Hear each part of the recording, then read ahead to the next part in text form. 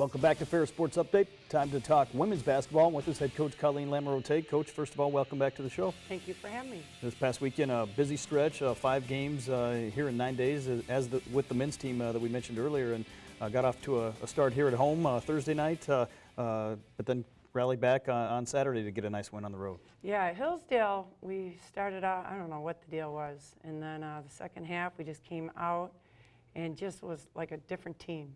We went down early. We fought back within 7, but our shot selection after we started fighting back was poor. But we watched film on that, learned from some mistakes and stuff, and I guess it worked because Saturday we pulled out a win.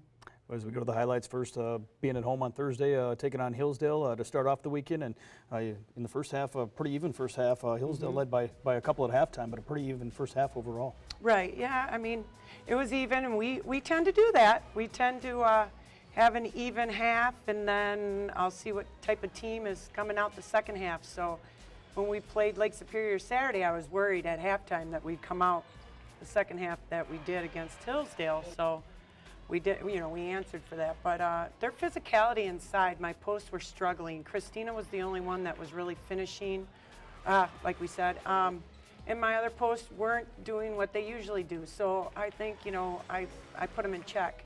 And they really responded Saturday, so I was glad for that. But, Christina can't do it all inside. We're so used to 4 posts coming in. I can religiously, rotate all 4 of them. So it gives Christina a break because they always double her. So when the other 2 go in, they get a one-on-one situation. They've been able to finish a lot, but this game they were really struggling with Hillsdale. Shot selection in the second half, you mentioned shooting percentage went down as a result, 30%. You get a basket here from Allie Crispin, but certainly didn't shoot as well as you would have liked to have. No, I tell you what, we were really cold from the outside.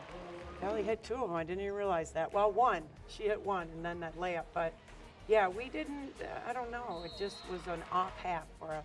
Allie Crispin finishing right around double digits, had a big game on Saturday. Destiny Robinson, a player that got into double figures in both games. She's been playing well. She started off the season really well. Then she went through 4 games of just disappearing, and now she's coming alive again. I've always said this to coaches, if your point guard is scoring maybe 10 points and distributing the ball and playing defense, you're going to win a lot of games. So when she has a good game, it seems like people rally behind her. I know certainly you never like to lose, but on a positive note, you don't have a whole lot of time to think about it. Right back into action on Saturday as you traveled to Saginaw Valley State. What were you expecting going into that matchup against Saginaw Valley? Well, Saginaw is a deceptive team because they don't have a really good record, but they have been really, really playing well and keeping in games. I mean, a 3-point game with Grand Valley ended up being 10 because of the fouls, but 3-point game with Tech, Northern, overtime with Northwood. So they have been competing. So I was a little leery because I'm thinking I hope the girls don't overlook them, and then we had a bad loss against Hillsdale. Well, Dina Drosty now, we have put the rest of the season for her. The girls play for her every night now that we play, and I guess it works because this team, if one of them's shooting bad, they all tend to shoot bad, and now we're playing for Dina, and I guess that's why we beat Saginaw Valley by 30. Dina had to stop her career because of too much pain in her knee. So Allie Crispin we're playing Grand Valley tonight, and she's going to be wearing her jersey tonight. Now every game from here on out, one of the players is going to wear her jersey.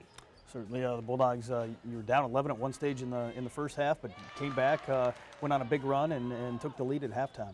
I know. We're down by 11, and we're up by 10 by halftime. That was about 7 minutes left, wasn't it?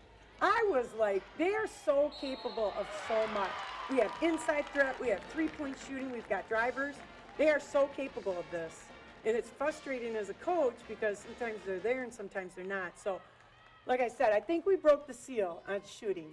And it wasn't an unbelievable shooting night. They just took the shots they needed to take, or they took the shots that are good for them and at the appropriate time. They knew the game. They knew the timing of the game. And just they ran a lot of good set plays. We worked on set plays and stuff. So hopefully it runs into tonight. Their confidence seems to be very good. And the big thing is we had a riot. This game was fun for them, but we had a riot like we played volleyball at halftime. If you keep it light with this team, you're going to get so much more productivity than if you're sitting there reaming them or getting on them all the time. They just are a very relaxed team. Played well in the second half, finished with a 30-point win, most decisive win of the year, and led by Allie Chrisman with 16 points, a player that's really stepped up her offensive game here in her second season. Yeah, she has. She has really gotten that swagger, we call it. So, yeah, we rely on her with shooting, but she does a good job driving also. And she does have that leadership out there, so we're very, very happy that she has come alive. Busy stretch continues. You mentioned the Grand Valley game. We're taping this on Monday, and a game tonight at Grand Valley, back at home against Michigan Tech, Northern Michigan, and certainly two tough opponents coming in this weekend. I know I got a lot of wrinkles after this 2-week span. I mean, I left the Saginaw Valley game, drove myself so I could quick get home and watch film for tonight. So, yeah, we're ready. I know this weekend, Michigan Tech on Thursday night, a team that you played in the Upper Peninsula earlier this year. We're right there in the game at halftime. Certainly a different second half, but what does it take to beat a team like Michigan Tech, a nationally ranked team here on your home floor? You have to be consistent through the whole game. So hopefully, like I said, Saginaw really helped us with confidence. And then tonight we'll see how we respond. I think the girls will be pretty ramped up for tonight. And then it will have to carry that into Tech. A lot of times people see the Tech name on there and then they back down. If we can play our game like we're capable of the whole game, I think we can get them. Certainly, as a player, this busy stretch, 5 games in 9 days, has to be fun for a player just to get back on the floor and be ready to play again after a short rest and not a lot of preparation time. Right, they do like that because there's not a lot of practices, so they get to turn around and play a game and stuff. So the girls, yeah, we just did walk through, shoot around. We had a shoot around this morning, real light. We kind of know, I mean, Grand Valley, we know them, so we knew how to play them, and the girls just, just soaked up everything we said this morning, and we're ready to go.